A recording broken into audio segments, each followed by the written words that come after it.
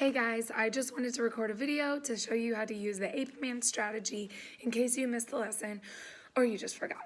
So here's a little reminder.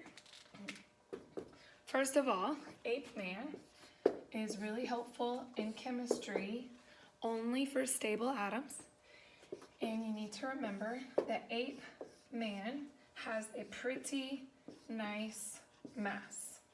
Okay, and this is just an acronym for the way to figure out how many protons, electrons, and neutrons are in any given atom. So the first thing you're going to do is M is for the minus sign, this P is for the plus sign. Everything else is going to be equals. Okay, so here A is going to stand for the atomic number. And if you're not sure what number that is, you can always look at your periodic table. It shows you. P stands for protons, and E stands for electrons.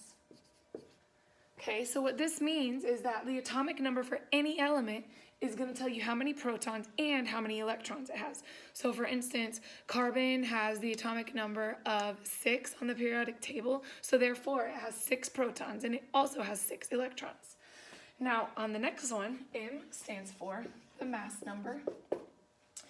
And you're always going to use a whole number for the mass in middle school science. So when you see a long decimal, just make sure you round it to the nearest whole number.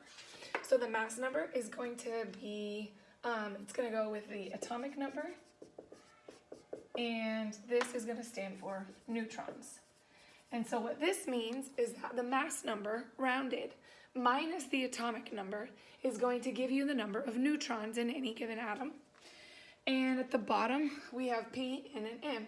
And this tells us that the number of protons plus the number of neutrons is going to equal the mass number for that atom or element.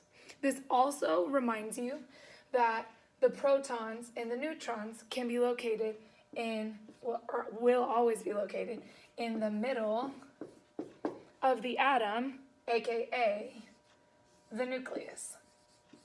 And this makes perfect sense if you think about it, because the mass of protons and neutrons are both one atomic mass unit, where electrons weigh virtually nothing.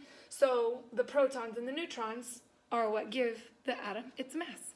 Hope this was helpful.